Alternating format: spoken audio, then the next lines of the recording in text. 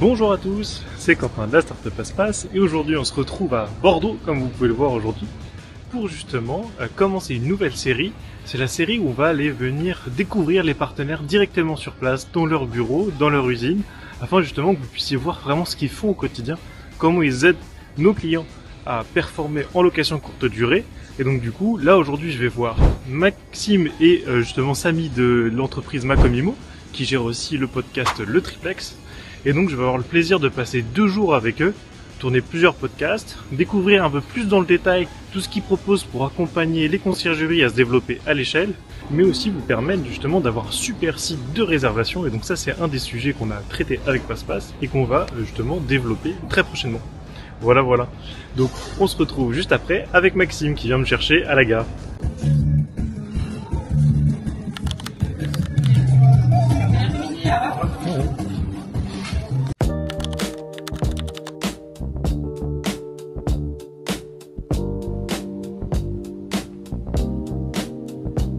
Fais coucou à la caméra.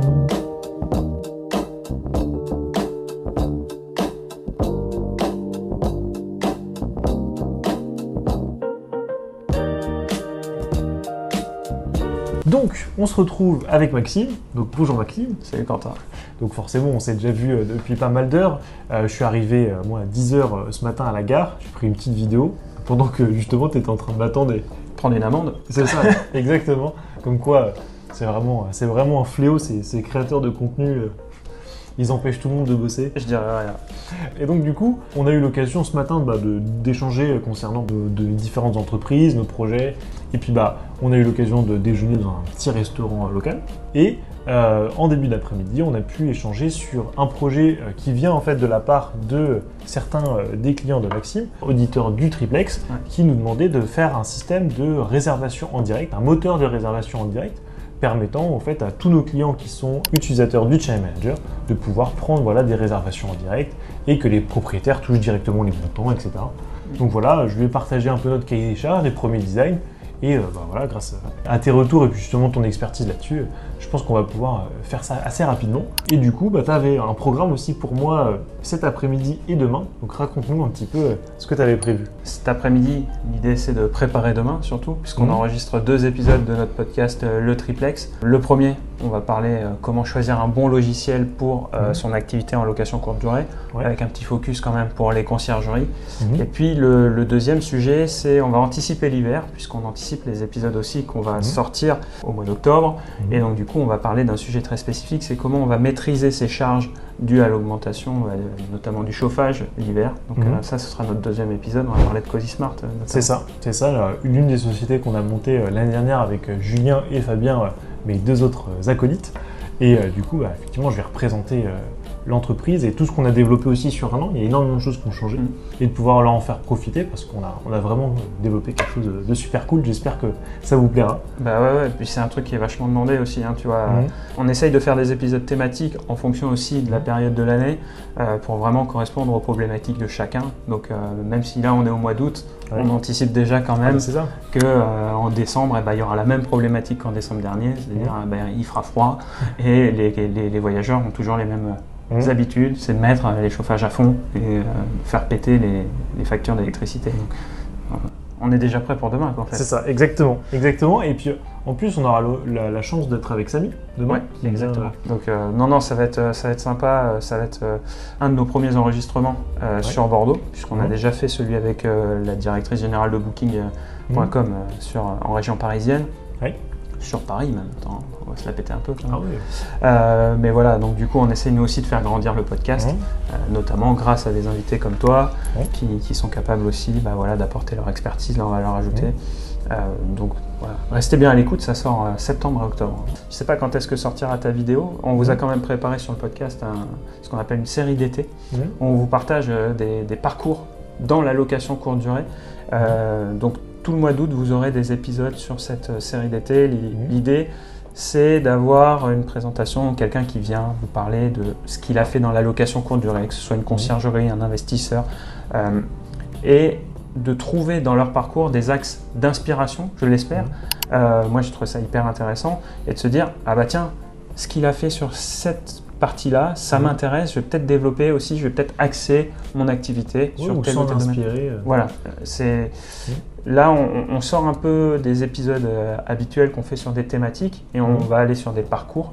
Et voilà, c'est un petit peu nouveau, c'est pour une série d'été, et pour vous accompagner sur le chemin de la plage si vous avez l'occasion d'y aller, ou sur le chemin du boulot pour les conciergeries qui bossent cet été. C'est la haute saison pour vous, mais pour nous c'est un petit peu la off saison, donc ça nous permet d'anticiper un peu tout le contenu qu'on a créé sur les prochaines semaines, les prochains mois, et puis de rencontrer nos partenaires, prendre le temps qu'on n'a pas forcément le temps de prendre durant la saison. Autre sujet, tu as besoin de mon expertise pour Notion. Oui. On utilise nous cet outil en interne pour suivre nos projets, pour suivre les parcours aussi de nos prospects qui nous contactent pour notre agence, même pour les contenus du podcast, notamment pour notre calendrier éditorial. Et l'objectif aussi, c'est peut-être d'optimiser certains éléments pour... j'aime pas l'automatisation pour l'automatisation. Moi, je trouve que des fois, l'automatisation coûte plus cher que ce qu'elle rapporte. Mais une fois qu'on a travaillé sur un sujet et qu'on voit les axes où on pourrait gagner du temps, justement, je vais bénéficier de ton expertise pour ces axes-là où moi, je me dis, tiens, ça pourrait peut-être être intéressant, mais je ne sais pas vers où aller. Donc ça, je vais te montrer tout à l'heure. Tu vas voir ça. Ouais. Je vais mettre les mains dans le cambouis. Ouais, c'est ça. Bon, top. Et du coup, on se retrouve justement demain avec Samy directement qu'on ira chercher à la gare. À la gare. Puis ce soir aussi, j'ai la chance d'avoir réservé un logement d'un de mes clients Passe-Passe, d'un de mes premiers clients Passe-Passe, peut-être un des 10 premiers. D'accord, c'est chouette. Et justement, qui a un logement à 5 minutes de tes bureaux. Donc je vais pouvoir aussi faire la vidéo de l'arrivée autonome dans le logement et la présentation du logement pour les gens qui vont nous regarder sur YouTube. Bah super. On passe au travail. Ouais, au boulot. Alors Maxime, tu vas vivre une expérience d'arrivée autonome Passe-Passe.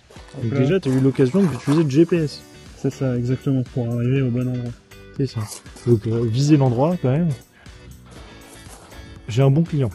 J'ai un client qui m'a mis bien ce soir. J'ai déjà pas suivi la première étape, je me suis pas garé où il fallait. Ah, mince alors. Tu vois, pourtant c'est indiqué, et je me suis pas garé où il fallait. Ah, heureusement que je te dépose. Allez chercher les clés. Je cherchais la voiture bleue, et par chance, elle est là aussi. Ah, trop bien.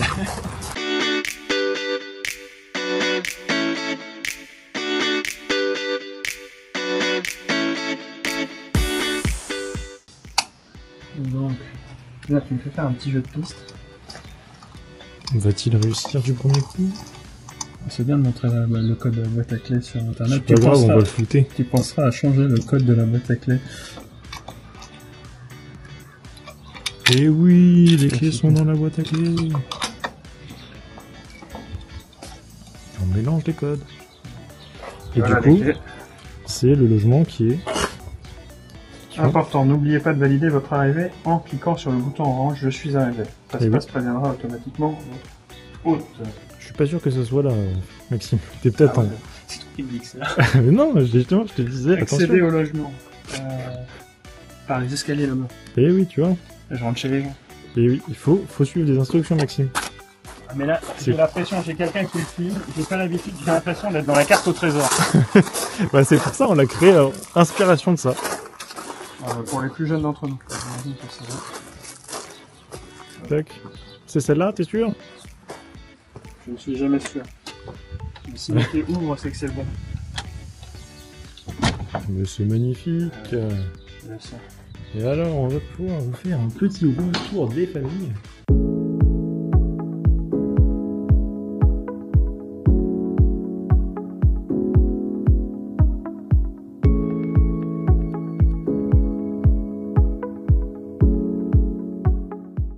Et voilà. Bon, qu'est-ce que t'en penses, Maxime, de ce logement? Très bien, très spacieux, et puis le cadre est superbe. Ouais. Juste à côté, il y a un resto de fou. Ouais, on va pouvoir bien dîner, du coup, s'il nous accepte. S'il y a de la place. S'il y a de la place, mais sinon, on va se mettre bien. Hop.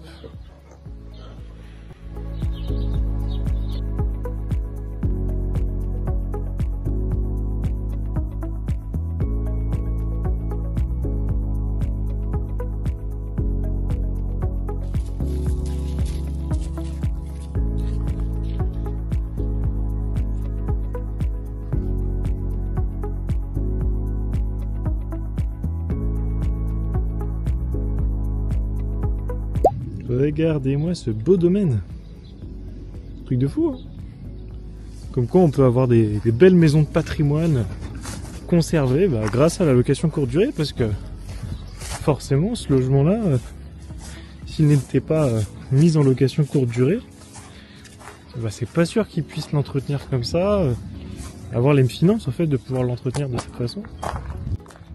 Là, l'avantage c'est qu'il y a des voyageurs, comme moi par exemple aujourd'hui, et du coup ça permet d'avoir des beaux espaces bien entretenus, juste à côté de Bordeaux. Ça permet de passer des petites vacances bien sympas. Super façade.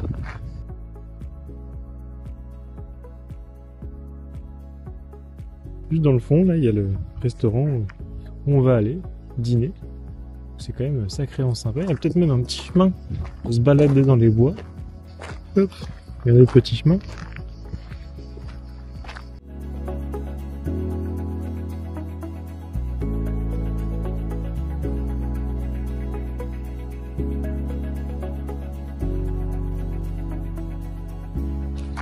Il y a les poupoules. Et les poupoules et les cocoques. Le cocoque et les poupoules. Regardez-moi les poupoules. Bon, les petits poupoules. Les poupoules. Ah oui, tout ça. Hop. C'est quoi ça? Eh ben, sympa. Dans la campagne mormonaise. C'est clair. On va bien manger. Il y a des belles choses dans la campagne mormonaise. Exact. Le mec. Mais tiens, ça. Bien grand mot.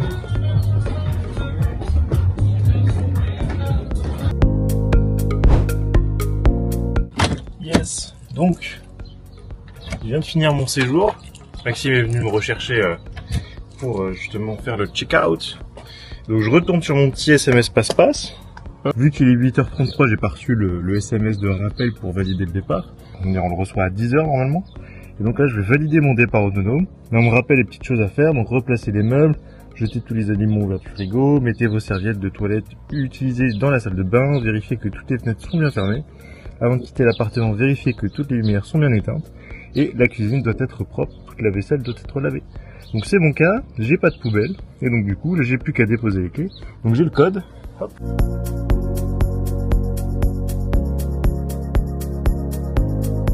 Les clés. Sans remise, on mélange, on ferme bien le capuchon. Hop, j'ai plus qu'à valider, mettre mon appréciation. Tout était top. Juste besoin d'aérer entre chaque séjour. Pensez à mettre un sac poubelle. Il n'y avait pas de sac poubelle justement pour les poubelles. Hop, je valide. Les commentaires sont bien partagés à l'hôte. Et donc du coup, c'est bon, on peut repartir. Allez, go. Yes, on va aller retrouver Samy pour tourner nos podcasts. Exactement.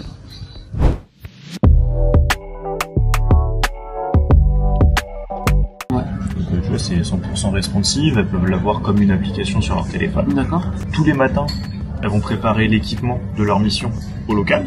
Donc en fait, elles ont, si tu as différents locaux, elles savent quoi prendre dans un local, quoi prendre dans l'autre. Okay. Par exemple, si elles travaillent avec plusieurs conciergeries, en fait, elles ont les locaux de toutes les conciergeries. Et donc du coup, elles prennent le bon linge pour le bon logement.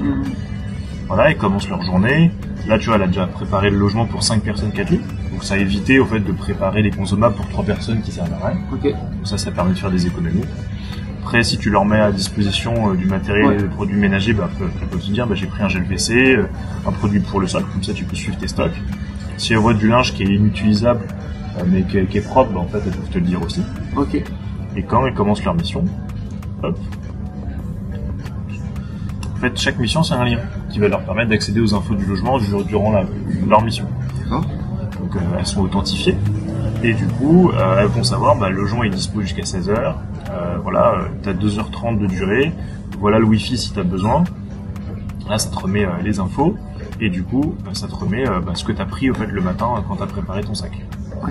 Tu vois, avec tout le détail. Si c'est du café Senseo, ça te dira, c'est du café Senseo. Là, c'est du Nespresso.